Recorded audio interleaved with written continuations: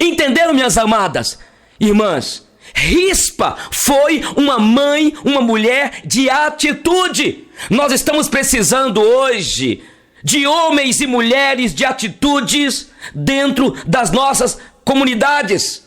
Homens e mulheres, mais especificamente, minha irmã, você, mãe, minha irmã amada, você não pode desfalecer. Quando Rispa viu o problema, o que aconteceu? Ela tomou atitude, mas ela não ficou blasfemando, ela não ficou murmurando, ela não ficou cheia de queixumes, ela não desistiu. Ela ficou calada e foi tomar uma providência. Tem crente que sai da igreja na hora do problema. Tem mãe que desiste dos seus filhos exatamente no momento mais importante dela intervir, dela buscar ajuda, dela ir para oração, dela buscar socorro. Ela desiste. Tem gente que corre daqui, corre para lá, reclamando, falando. Essa mulher aqui, Rispa ou Rispa, ficou ali perto dos corpos dos seus filhos. Quem sabe eu estou falando com você, minha irmã, que está enfrentando um problema de enfermidade com o teu filho. Então, não murmure, não reclame. Quem sabe é um problema de desemprego. E quem sabe você tem pensado, minha amada, que a vida acabou, que chegou ao fim. Para Rispa, não. Mesmo seus 2 filhos morrendo, e mais 5 filhos da família de Saul estavam ali, como eu lhes disse, mas ela resolveu ficar ali. Ela não desistiu, ela não arredou o pé. Hein? Escute, minha irmã, nada pode nos separar do amor de Deus que está em Cristo Jesus. Houve aqui uma fome de 3 anos, seca, miséria. E a sociedade aqui dependia da agricultura. Era uma fome, aqui fala, uma fome de 3 anos. E é interessante que a Bíblia aqui fala de ano a ano. Então, Rispa foi uma mulher de atitude. Escuta, minha irmã, mulher de Deus. Ei, escute. Não se ouviu uma sequer reclamação da boca de Rispa. Ela ficou cuidando para que os animais não devorassem a carne dos seus filhos. Quantos de nós fariam isso? Tem mãe hoje que não está preocupada nem com o filho que está vivo, com esse negócio da mulher trabalhar fora. Esses dias eu tive de advertir uma irmã, um menino com a mente apressada, um menino que está totalmente desnorteado, uma criancinha de 4, 5 anos, e ela trabalhando de manhã à tarde, chega em casa estressada, extenuada, o marido trabalhando igual um condenado. Esse é o problema nosso. Quantas mães que não têm tempo para seus filhos? Essa mãe aqui é uma mãe exemplo, uma mãe de atitude, uma mãe que nós podemos tirar lições tremendas, minhas irmãs. Entende? Quantos de nós, quantas mães fariam isso? O que Rispa fez? Faz nada. Não faz nem com os filhos vivos. Quantas mães que estão desistindo dos seus filhos? Por quê, irmão? Sabe o que acontece? O problema de hoje é que as pessoas querem casar e querem ter filhos para exibir os seus filhos, não é assim? São mães ostentação. Enquanto o menininho está bonitinho, com alguns meses, quando faz o primeiro aninho, até o 6º, até o 8 anos, a mãe faz aniversário e coloca aluga um lugar suntuoso para exibir o filho, porque nós pensamos que nossos filhos são marionetes e fazemos deles marionetes, manipulando-os como se fossem robozinhos. Aí quando o menino começa a entrar na adolescência, o que acontece com a mãe, com o pai, com muitos de nós? Essa desgraça podia morrer. Porque nós só queremos, irmãos, nós só preocupamos com nós mesmos. Tem mães, e quem sabe é você, minha irmã, precisa abandonar um cargo lá, ficar só de manhã ou quem sabe à tarde, para você cuidar mais do seu filho que está doente, que está aí assistindo as programações na televisão, seu filho com a mente apressada, seu filho com medo, seu filho um menino inseguro, a sua filha insegura. Quantos de nós faríamos isso que Rispa fez? Ela ficou ali, Rispa, com os seus 2 filhos e ainda os outros 5 daquela mãe lá, que não se preocupou muito. Precisamos tomar atitude, gente. Ela foi determinada. Ela foi determinada. Ela ficou junto ali e suportou até o fim. Fica junto, minha irmã, do teu filho. Talvez teu filho está nas drogas, talvez teu filho está um menino desnorteado, a tua filha. Não desista dos teus filhos. Deus tem um projeto na vida do teu filho, da tua filha. Não desista. E ainda que você tenha de sair daquele trabalho, saia para ganhar o teu filho, para ganhar a tua filha. O importante, o que nossos filhos querem, gente. Os nossos filhos não estão querendo presentes. Seu filho não está querendo tanto tablet. Seu filho não está querendo, não é um telefone celular de 2, 3 mil. O teu filho, a tua filha quer que você dê para ele tempo, carinho, amor. Eles querem ver se você está disposta em sacrificar por ele, por ela. A tua filha, os teus filhos estão querendo saber se você é uma mulher que tem orado, que tem clamado, que tem buscado a presença de Deus, que tem intercedido por eles. Então veja bem, Rispa aqui não desistiu. Os meninos já estavam mortos, mas ela estava ali com uma vara, com um galho, espantando os urubus. Esta mulher inspira nossa busca por Deus. Essa história bíblica desconhecida, é pequenininha, mas que é uma história que mostra a dedicação. Uma mulher que teve uma resistência. Escute, sabe o que significa rispa ou rispar? Pedra brilhante. E ela era concubina do rei Saul. Sua atitude, sabe? Sua atitude e postura de resistência em favor da vida está registrada aqui nesse livro que nós lemos. Esse texto aqui é lindo, esse livro de Samuel, essa passagem específica. Ela era mãe de Armone e Mefibosete, filho de Saul. E esses 2 filhos então, e mais 5 netos de Saul, filho de Merabe, filha de Saul, foram entregues por Davi aos gibeonitas, como expiação pelo massacre executado pelo rei rebelde, desobediente, melhor, Saul. E os gibeonitas então pediram esses meninos. Agora veja bem, olha esta mulher, olha o que essa mulher aqui nos ensina. Olha a ternura dessa mulher, a coragem, a presença silenciosa de protesto e resistência, de perseverança e esperança, de amor e paixão pela vida, num contexto de fome, de miséria, num contexto de violência, de guerras, de cultura de morte. Ela estava ali, ela não desistiu. Olha, você vê, nós temos conhecido histórias de violência e de resistência que precisam ser lembradas e recontadas para reavivar a esperança na vida para além da morte.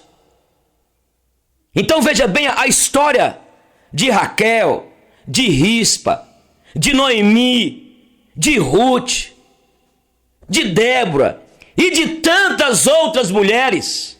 Ajuda-nos a encontrar-nos, irmãs, mais de perto aqui, olha, esta realidade de que nós precisamos de fazer alguma coisa.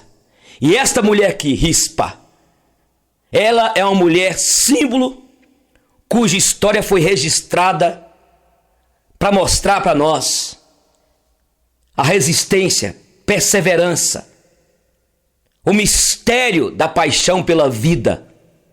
Entende, irmão? Entende, minha irmã? É isso aqui, essa história é maravilhosa. E aqui era um contexto de monarquia, onde existia a busca, a ambição pelo poder.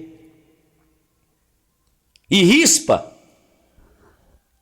foi tomada de profunda dor. Ela não ousou falar uma palavra sequer. Armou uma tenda com sacos de estopa. Ficou ali vigilante e alerta desde o princípio da ceifa da cevada, na primavera, por todo o ardente estio, até a queda das chuvas periódicas em outubro. Na verdade, ela ficou 3 meses ali velando os 7 meninos. 2 era dela. O texto diz que Rispa, ou Rispá, durante todo esse tempo, conservou-se sentada sobre a rocha, perto do lugar onde estavam expostos os 7 israelitas, e não consentido que dia a dia as aves do céu e de noite as feras do campo devorassem seus corpos. Olha, você vê, ela vigiou, alguns chegam ao ponto de dizer até 5 meses. Ela vigiou e protegeu os 7 corpos. Ela não apenas estava protegendo os 2 filhos dela, mas 5 filhos do outra. Isso nos fala de quê? Irmã, é imperativo que eu e você despertemos para interceder não apenas pelos nossos filhos, mas por outros filhos. É preciso que nós solidarizemos. É preciso, minhas irmãs, que você, minha irmã, solidarize com a dor da tua vizinha, com a dor da tua irmã, com a dor daquela pessoa que tem te pedido ajuda, como Rispa. Ela ali ficou não somente velando os seus 2 filhos, mas também os outros 5. Ela ficou durante 3, 4, 5 meses ali, esperando alguma coisa acontecer. E veja bem, amados, eu quero falar com você aqui, minha irmã, olha para você ver. Claro, certamente ela não ficou sozinha neste protesto. Mais pessoas, mulheres e outras terão se unido a ela em solidariedade, porque é assim. O protesto individual tornou-se coletivo, adquirindo uma força de irradiação política e profética. Escute, minha irmã, a atitude de Rispa ou de Rispa chegou aos ouvidos, sabe de quem? Do rei Davi, o qual se arrependeu do seu ato. Ordenou que transportassem e enterrassem aqueles restos de corpos humanos e que trouxessem a Rispa na sua presença. Olha o que diz aqui no capítulo 2, no capítulo 21 de 2 Samuel. Enterraram os ossos de Saul e de Jonatas, seu filho, na terra de Benjamim. Olha o que diz aqui. E fizeram tudo o que o rei ordenara. E depois disto, Deus voltou a ser propício com a terra. E voltou a chover na terra de Israel. A chuva, com toda a sua força simbólica religiosa, é para o povo de Israel manifestação da graça de Deus, do poder de Deus, da intenção de Deus, de um Deus que ouviu o clamor do seu povo. Então veja bem, minhas irmãs e irmãos, este texto, à primeira vista, é um relato de violência, de vingança, de derramamento de sangue. Escute, quem escreveu esse texto? Com que interesse escreveu? É a pergunta hermenêutica. Para quem foi escrito? E como funciona? Ou para que é útil um texto desse? Olha para você ver, até o final do texto, dá a impressão que Deus fez chover por causa do arrependimento de Davi. Seria para salvar a imagem do rei Davi? E como fica a imagem de Deus? Note-se que o nome de Deus no hebraico aparece no início como Javé e no final do texto como Elohim. E ainda podemos perguntar, por que um texto tão violento como esse pode ser considerado sagrado? Escuta, minha irmã, a história de Rispa mexe comigo. Tomara que mexa com você, minha irmã. Ela foi para aquele morro, colocou os seus filhos sobre a pedra lá, os 2 e mais aqueles 5. Ficou 3, 4, 5 meses ali, com aquele galho na mão, espantando aquelas aves rapinas, os urubus. Sabe o que eu aprendo aqui? Irmã, escute, minha irmã. Você tem de pegar, sabe, esse ramo, é uma simbologia que eu estou usando aqui, para espantar os urubus, as aves rapinas, para espantar as feras da noite, que muitas vezes chega na tua casa para destruir a vida dos teus filhos, para destruir o sonho do teu filho, para destruir os projetos que Deus colocou em teu coração, minha irmã.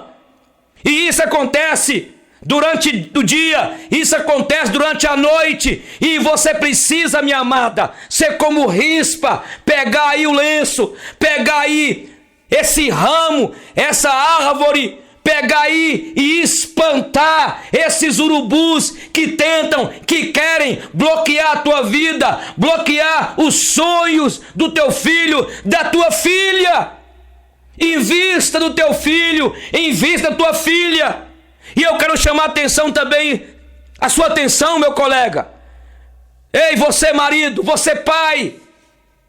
A Bíblia fala que tudo que foi escrito aqui foi escrito para que tiremos lições, para que aprendamos. Nós como pais temos de ser como Rispa. Veja bem, ela ficou ali. Os meninos haviam morrido já, foram enforcados, foram sacrificados. Mas ela ficou ali dizendo: o que é meu, olha, eu defendo.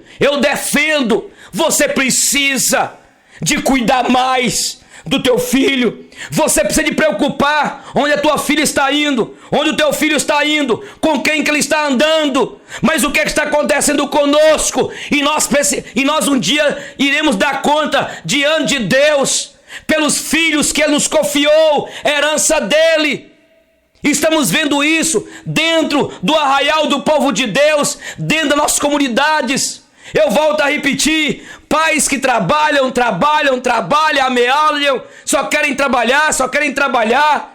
Essa crise do ser e do ter, só querem ter dinheiro, ter casa, ter mobília nova, ter celular novo, e esquecem que Deus está querendo que nós sejamos e que tenhamos um coração quebrantado, compungido. Rispa, que foi perseverante, ela não arredou o pé, ela não desistiu dos seus filhos, mesmo mortos. Parece loucura. Precisamos de voltar em nome de Jesus, precisamos de voltar. Rispa não tem uma imagem de Deus, ela é a imagem de Deus com sua presença ali, perseverante, silenciosa, solidária, profética. Ela não grita, não toma nenhuma vara para bater e espantar quem se aproxima. Ela bate e espanta os bichos à noite, as feras noturnas, os lobos, os coiotes. Durante o dia os urubus. simplesmente toma um saco de estopa que servia para símbolo contra a injustiça, protesto silencioso e bloqueio simbólico contra a manipulação religiosa, contra a morte indigna de inocentes. Uma mulher que não quer enrijecer seu sentimento de dor, de luto, com ódio e vingança. A história de Rispa provoca e desafia nossa espiritualidade da confiança, que passa pela perseverança, pelo protesto contra toda injustiça e pelo caminho da resistência. Da perseverança vigilante, silenciosa e perseverante diante daqueles corpos humanos expostos. E cresce a coragem daquela mulher. Ela acredita na vida. Seu protesto individual torna-se coletivo e cria a dimensão e a força de uma provocação política, pois sensibiliza o próprio rei Davi. Finalmente, ele manda recolher os ossos e sepultá-los.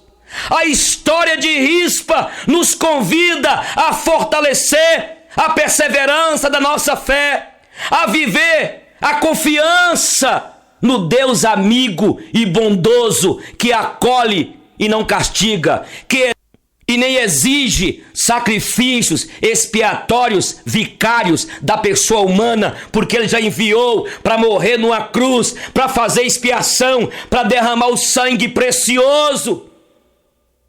Quantos jovens!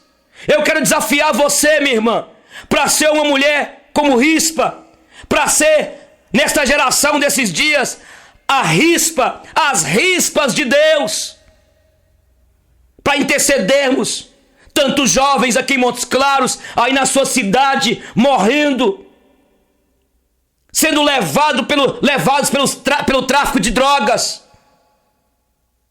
Eu quero desafiar você para que nós oremos por aqueles jovens que estão sendo mortos, adolescentes, crianças, pelo Estado Islâmico. Aqueles que estão ali sendo levados, jovens que estão arrancando deles os sonhos, e tudo em nome de uma religião, tudo em nome de Alá, em nome de um Deus que não é o Deus da Bíblia, que não é o Deus criador do universo. Aquele Estado Islâmico, aqueles homens dominados por principados e potestades. E eu quero neste momento aqui agradecer a Deus, porque Deus tem levantado irmãs dentro de igrejas pentecostais, neopentecostais, igrejas tradicionais, mulheres que têm gastado tempo para orar, para interceder, para buscar a Deus, como Rispa, como Raquel, como Débora, clamando pelos filhos. E Deus ouviu, e Deus ouve, e Deus intervém. Eu gosto de Jeremias, quando o profeta Jeremias diz: é Raquel chorando, inconsolável. Raquel se tornou uma figura de batalha, de luta, de choro, de esperança na Bíblia, tal como Rispa, Débora e tantas outras mulheres de Deus, Ana.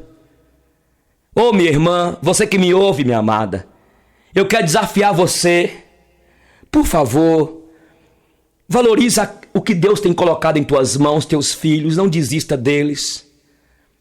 Ainda que teu filho está mergulhado nas drogas, eu repito, ainda que a tua filha, o casamento se desfez, há esperança. Existe um Deus que está vivo. Deus está vivo. Eu estou vivo. Se Deus está vivo e você está vivo, um milagre pode acontecer. Depois desse tempo todo, a chuva veio. Davi, quando viu aquilo, arrependeu, ficou comovido. As nossas autoridades serão impactadas. Quantos jovens aqui em Montes Claros envolvidos no tráfico de drogas? Você que é traficante, você que ganha dinheiro com drogas, vendendo drogas, Você está zombando de Deus. A vida é preciosa. Você que está aí nesse presídio, a sua mãe está orando por você. Ei, você vai prestar conta diante de Deus. Você pode dizer para mim que você não teme Deus, que você não está nem aí. Mas um dia você vai prestar contas. A vida é preciosa. A vida é preciosa. A Bíblia diz que a sua vida vale um valor tão alto que não teve dinheiro que pagasse a tua alma. E eu quero falar com você, abandona esta vida. Quantos filhos que estão envolvidos aí nas drogas? Clame. Busque a Deus. Ei! A história de Rispa provoca e desafia a nossa espiritualidade da confiança que passa pela perseverança. Pelo protesto, eu repito, contra toda injustiça e pelo caminho da resistência. A história de Rispa nos convida a fortalecer a perseverança da nossa fé, a viver confiante nesse Deus que intervém. Deus não está morto, Deus está vivo, ativo no planeta Terra. E a maneira de Deus agir, intervir, é quando nós oramos, quando nós clamamos. Ei, quando nós oramos a Deus, quando nós começamos a entregar a Deus, fortalece nossa imagem de um Deus vivo e providente, e que providencia. É um Deus providente, que eleva os humildes e derruba do trono os poderosos e os corruptos. Ei, eu quero concluir. Eu quero aqui dizer, e me vem à mente, o belíssimo canto de Milton Nascimento. Quando ele fala aqui, e quando eu olho para as Rispas e para as Marias, Déboras, Anas, Raquéis, nós podemos cantar, mas é preciso ter força, é preciso ter raça, é preciso ter gana sempre. Quem traz no corpo a marca Maria, mistura a dor e alegria, mas é preciso ter manhã, é preciso ter graça, é preciso ter sonho sempre. Quem traz na pele esta marca. Ei, entendeu? Essa história, Rispa é um modelo de mãe para hoje. Olha o que aconteceu aqui, esses pobres rapazes. Os outros 5 tinham mães que os amavam e que muito devem ter sofrido em meio a todo este tão doloroso lance. 2 deles eram de Rispa. O que aprendemos aqui? Rispa é um exemplo de vigilância e tenacidade, mesmo depois da morte dos filhos. Isto revela o perfil de uma dedicada e amorosa mãe, daquelas que encaram a maternidade não apenas como uma responsabilidade, mas como uma bênção, que vê nos filhos uma herança do Senhor. Sabia que seu filho é herança do Senhor? Por que você tem deixado teu filho? Com tenacidade, perseverou até que Deus se tornou favorável para com a terra. Mães que oram pelos seus rebentos não desanimam diante das dificuldades. Não consideram perda de tempo os momentos que gastam com seus filhos, porque é um investimento. Orando por eles, faça sol, faça chuva, mesmo nos dias ocorridos como os de hoje, atende ao bom andamento da sua casa. Investem na prole, visando o futuro. Rispa não permitiu nem que os restos mortais dos filhos fossem vítimas de ataques de aves e outros animais. E olha que ela velava mortos. Isto fala de responsabilidades e deveres familiares. Os filhos são personalidades em formação, São seres que dependem do amor, do exemplo, da autoridade, orientação e disciplina de pais e mães conscientes da missão que lhes foi delegada pelo Criador, a quem todos nós, pais, prestaremos contas. Dá pena de ver, gente. Ei, dá pena de ver, infelizmente. Até dentro das nossas igrejas. Esses dias eu tive da andura na nossa igreja. Os pais que não estão levando mais os filhos na escola bíblica dominical, só leva domingo à noite e já chegam atrasados. Aí você não leva teu filho na escola bíblica dominical, não ora com ele, não apresenta Jesus para ele. Quem está educando teu filho é a televisão. Quem está educando teu filho é o WhatsApp. É isso aí. Aí quando seu filho completar 12, 13 anos, porque é uma fase que alguns falam de aborrecência, mas é uma fase que o menino começa a descobrir que você não é mais herói, começa a entrar no período da puberdade, das revoltas, das perguntas, não aceita, não. Aí sai da igreja e você fala com o seu pastor: pastor, ora pro meu filho, que meu filho desviou. Ele nunca foi enviado.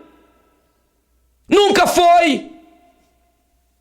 Agora vai sofrer as consequências. Tudo que você planta, você colhe, querido, querida.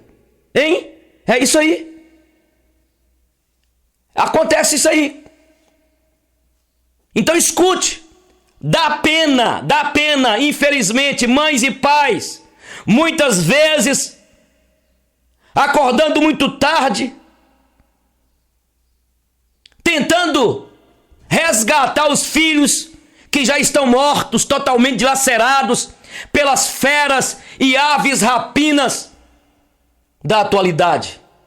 As drogas, o sexo precoce, a gravidez irresponsável, a violência, a AIDS, a pedofilia, o alcoolismo, a permissividade. Aonde os teus filhos vão parar, mãe? Por favor. Eu volto a dizer, esses dias eu tive que ser duro na nossa igreja. Os pais estão preocupados em comprar carro novo, trocar a mobília da casa. Ostentação, você é uma mãe, ostentação. Faz o aniversário do teu filho para disputar com a tua irmã, para disputar com os parentes, para mostrar que você tem e você não tem nada. Tu és pobre, nu, miserável. Ostentação, um bando de crente, ostentação, pastor, ostentação. Esses dias uma pessoa aproximou de mim e falou assim: pastor Eugênio, o mesmo terno direto, né? O mesmo terno. Eu falei assim: você está vendo o exterior, né? Porque tem pastor que é assim. Tem pastor que ele tem que colocar um sapato brilhoso. Significa que você não deve vestir bem, ter um perfume, se possível, importado? Eu nunca tive. Se quiser me dar um presente aí, tá me ouvindo, me dá. Nunca usei.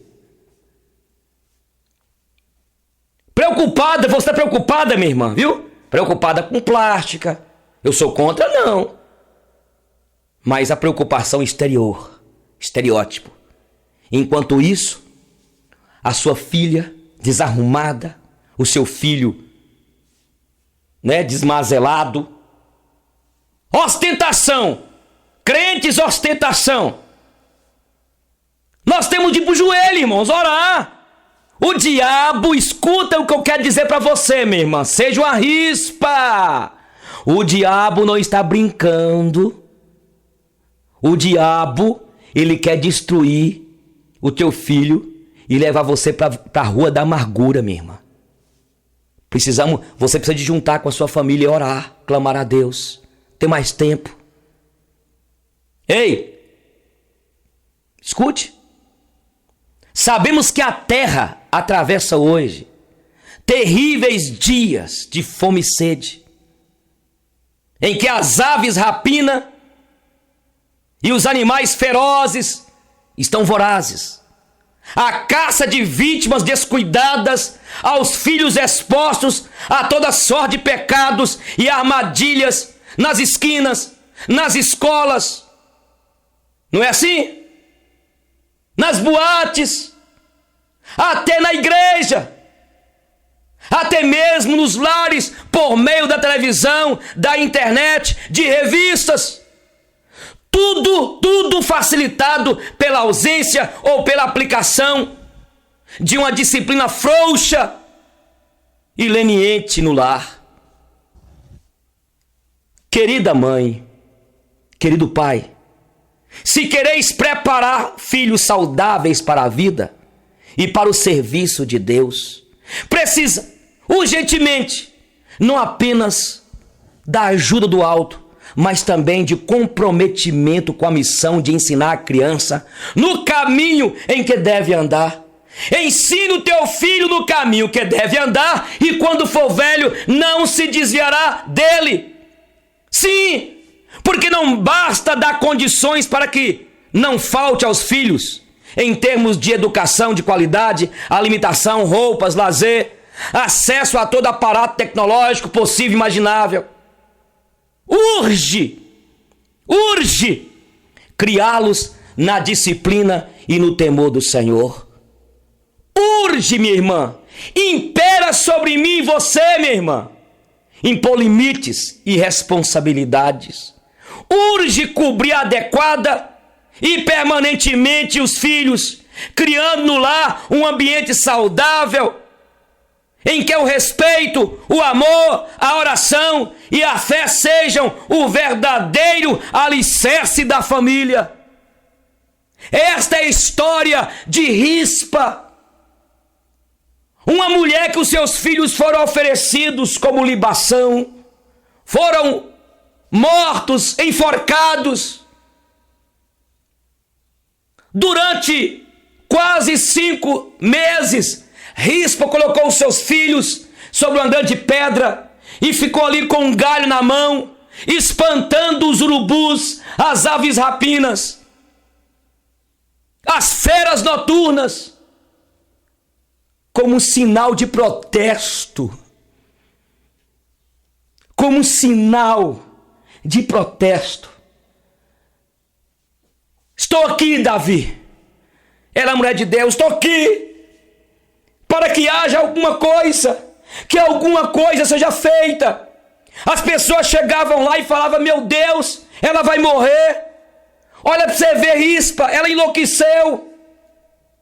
Tem horas que nós pais, as pessoas dizem que nós enlouquecemos. Eu estou falando com você, minha irmã, que muitas pessoas têm dito que você é louca, porque você é uma mulher de oração, porque você vai em vigília, você ora, você levanta para colocar teu filho na presença do Senhor. Eu quero chamar a sua atenção para que nós possamos orar. Eu quero até aproveitar a oportunidade, minha irmã. Você que é uma mulher de oração, que tem ouvido aqui este programa, me ajude, por favor, para que vocês me ajudem a orar pelas minhas filhas, pela minha paixão, minha esposa, a minha filha que mora fora, que está projetando noivar agora e casar, a minha outra filha que está aqui conosco, Luninha, herança que Deus nos deu, herança, não tem nada que paga, não tem nada que paga, pai e mãe, o carinho, a dedicação. Você com o teu filho, com a tua filhinha. Tem pais relaxados, tem pais que estão transferindo a responsabilidade para a escola, para a igreja, para o ministério. Você vai sofrer amargamente. Gaste tempo com teu filho, invista nele. Essa mulher Rispa foi a mulher de tanto amor, amava tanto seus filhos, que mesmo eles já estavam mortos, mas ela estava ali. É meu. Vocês tocaram, mataram ele pela rebeldia, pela brutalidade de Saul, mas eu estou aqui. Deus vai ouvir teu clamor, minha irmã.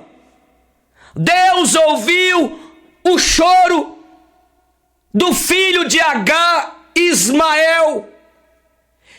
Agar foi colocada para fora de casa por Raquel, ou melhor, por Sara.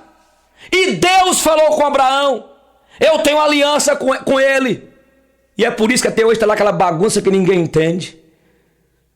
E a Bíblia diz aqui em Gênesis, quando Agar colocou o menino, porque já havia acabado a água, ele estava desidratado, e o menino chorava. E o menino chorava. O Senhor apareceu e disse, e mostrou para Agar. A Bíblia diz que o Senhor disse que Deus ouviu o choro do menino. Sabe o que eu aprendo? Deus está ouvindo o choro do teu filho. Deus está ouvindo o teu choro. Deus está ouvindo o choro seu, mãe. Deus está velando por você. Deus está vivo. Ele intervém. Use tua fé. Não desista. Não desista. Não desista. Faça como Raquel, que quando foi gerar o menino, as parteiras, quando falaram para colocar o nome, e o nome seria Benoni, filho do desespero. E naquele momento ela disse, não, Benjamim, filho da esperança. Aquela mulher de dores e esperança. Olha a história de Ana, que era estéril. Penina ria dela. Penina desprezava, fazia chacota dela. Ela foi para o templo, para aquele lugar de oração, e ela clamou ao Senhor. Ela buscou o Senhor. Oh, mãe, eu estou falando nesse momento com dezenas e centenas de irmãs. E eu quero te pedir, Deus está renovando agora o teu ministério de oração, amém? Porque tem algumas que têm um ministério mesmo de intercessão. Deus está despertando você para orar. Ore pela tua casa e aproveite e ore pela minha casa também. Não desista. Olha a rispa. Você está desistindo dos teus filhos. A tua filha será uma bênção, amém? A tua filha vai ser grande, amém? Você está angustiada porque a tua filha voltou para casa. O casamento acabou. Ora a Deus, Deus vai preparar. Deus vai preparar um marido abençoado para ela. Não chores, mãe. Hein? Não chores. Você está angustiada porque o teu filho está perdido. O marido chegou para o pai e disse, pai, não aguento mais a minha esposa. Quero matá-la, mas tenho medo que descubram. O Senhor pode me ajudar, pai? O pai respondeu, posso sim, meu filho, mas tem um porém. Você vai ter que fazer as pazes com ela para que ninguém desconfie que foi você. Quando ela morrer, vai ter que cuidar muito bem dela, ser gentil, agradecido, paciente, carinhoso, menos egoísta, retribuir sempre, escutar mais. Tá vendo esse pozinho aqui? Todos os dias você vai colocar um pouco na comida dela. Assim, ela vai morrer aos poucos. Passados 30 dias, o filho voltou e disse ao pai, eu não quero mais que ela morra. Eu passei a amá-la. E agora, como eu faço para cortar o efeito do veneno? O pai então sorriu e respondeu, não se preocupe, filho. O que eu te dei foi pó de arroz. Ela não vai morrer, pois o veneno estava em você. Quando alimentamos rancores, morremos aos poucos. Que possamos fazer as pazes conosco e com quem nos ofendeu. Que possamos tratar os outros como gostaríamos de ser tratados. Que possamos ter a iniciativa de amar, de dar, de doar, de servir, de presentear. E não só a de querer ganhar, ser servido, tirar vantagem e explorar o outro. Que o amor de Deus nos alcance todos os dias. pois não sabemos se teremos tempo de nos purificarmos com este antídoto chamado perdão.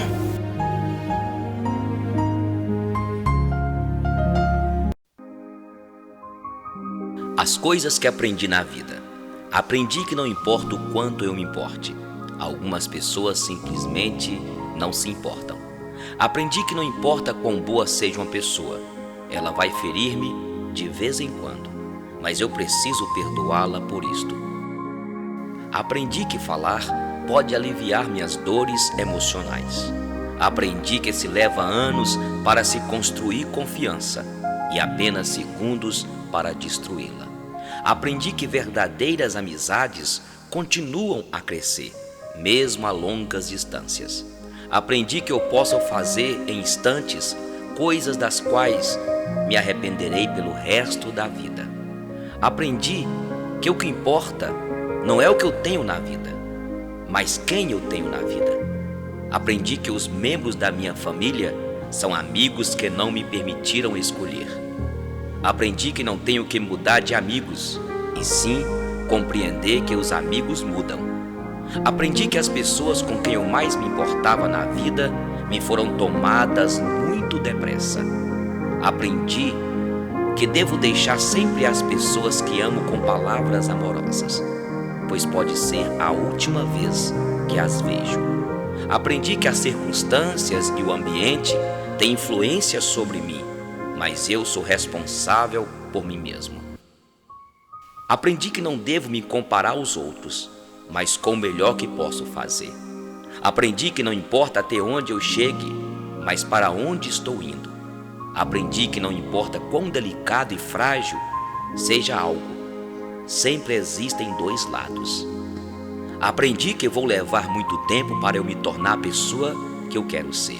Aprendi que eu posso ir mais longe depois de pensar que não posso mais. Aprendi que ou eu domino meus atos ou eles me dominarão. Aprendi que heróis são pessoas que fizeram o que era necessário, enfrentando as suas consequências. Aprendi que ter paciência requer muita prática. Aprendi que existem pessoas que me amam, mas simplesmente não sabem como demonstrar isso. Aprendi que meu melhor amigo e eu podemos fazer muitas coisas ou nada e termos bons momentos juntos. Aprendi que a pessoa que eu espero que me pise quando eu estiver caído é uma das poucas que me ajudarão a levantar. Aprendi que há mais dos meus pais em mim do que eu supunha. Aprendi que quando estou com raiva, tenho o direito de estar com raiva, mas isto não me dá o direito de ser cruel. Aprendi que só porque alguém não me ama do jeito que eu quero, não significa que esse alguém não me ame com tudo o que pode. Aprendi que a maturidade tem mais a ver com os tipos de experiências que eu tive e o que aprendi com elas do que com quantos aniversários já celebrei. Aprendi que nunca devo dizer a uma criança que sonhos são bobagens ou que estão fora de cogitação, pois poucas coisas são mais humilhantes e seria uma tragédia se ela acreditasse em mim. Aprendi que nem sempre é suficiente ser perdoado por alguém, tenho que aprender a perdoar a mim mesmo. Aprendi que não importa em quantos pedaços meu coração foi partido, o mundo não para que eu o conserte. Apenas aprendi as coisas que aprendi na vida.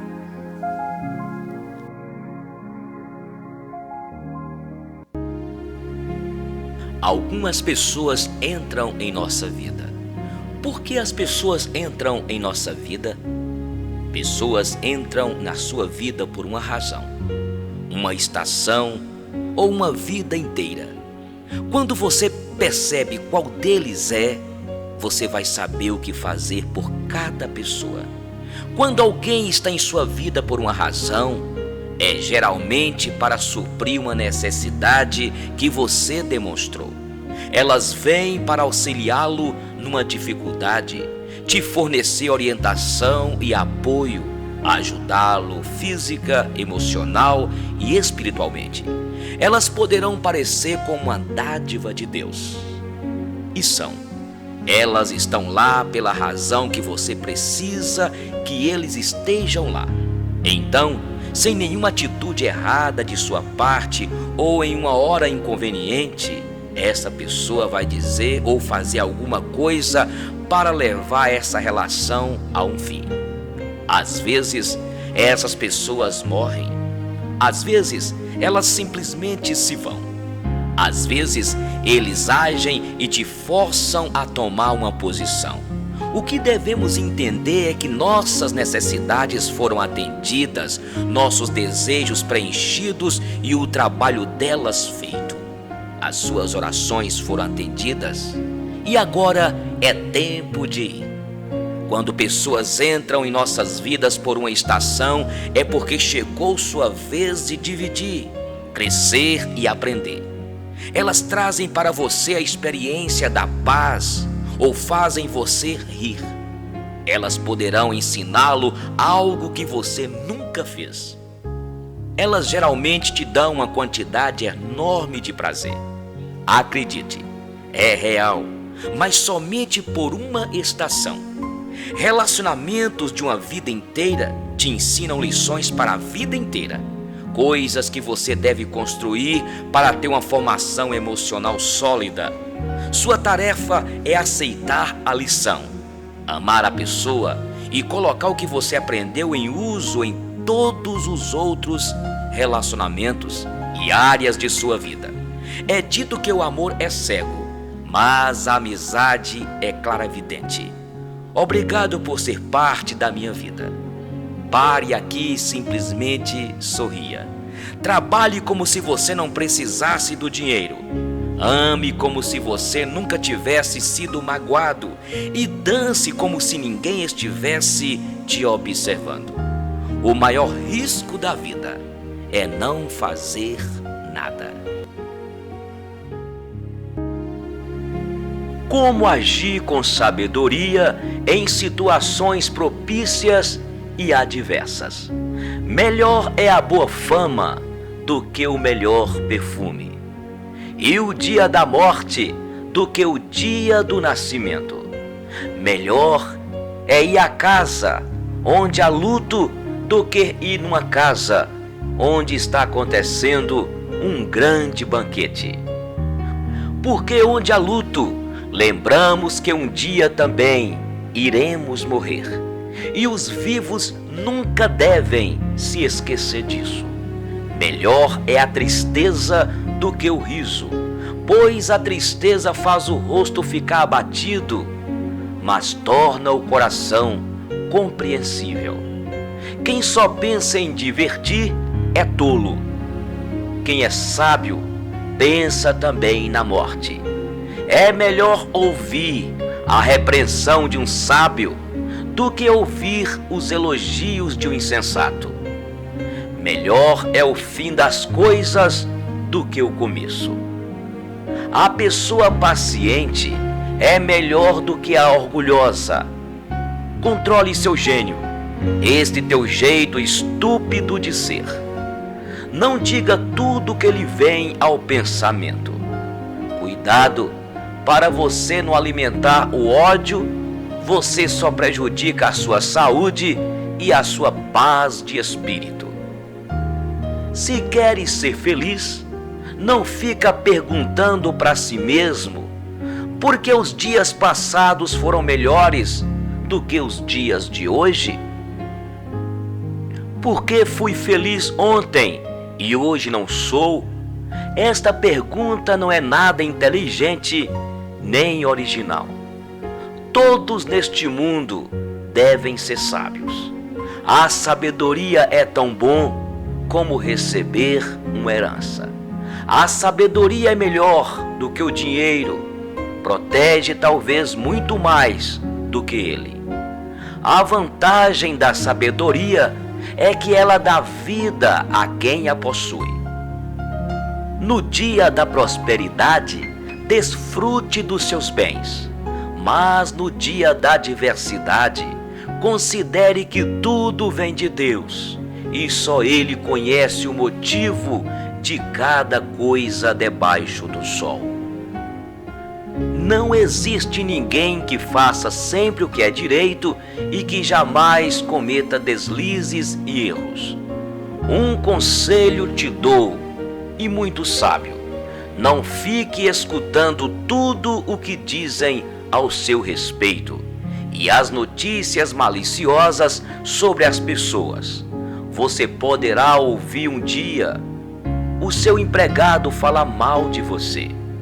Mas pense bem, será que você não tem até com frequência falado mal dos outros? Usei a minha sabedoria para chegar a todas estas conclusões.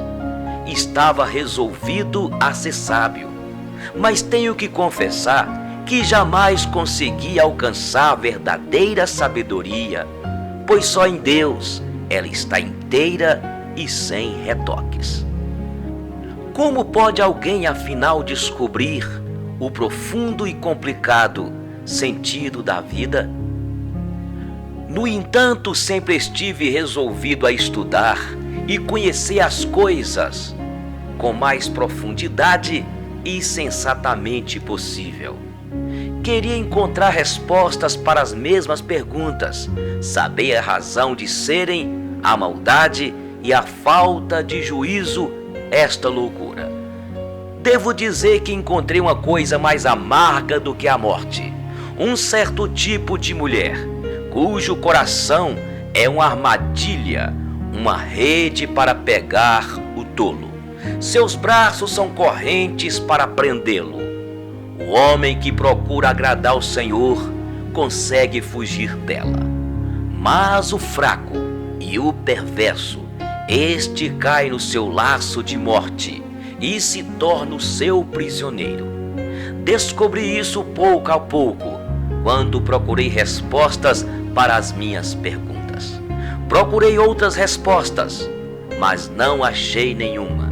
Entre 1000 homens, encontrei um em que poderia confiar.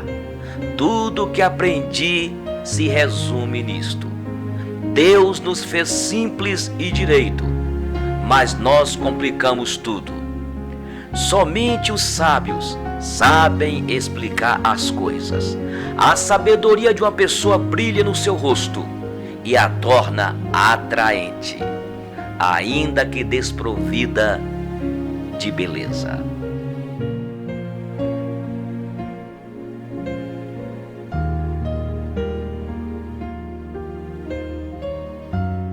O amor.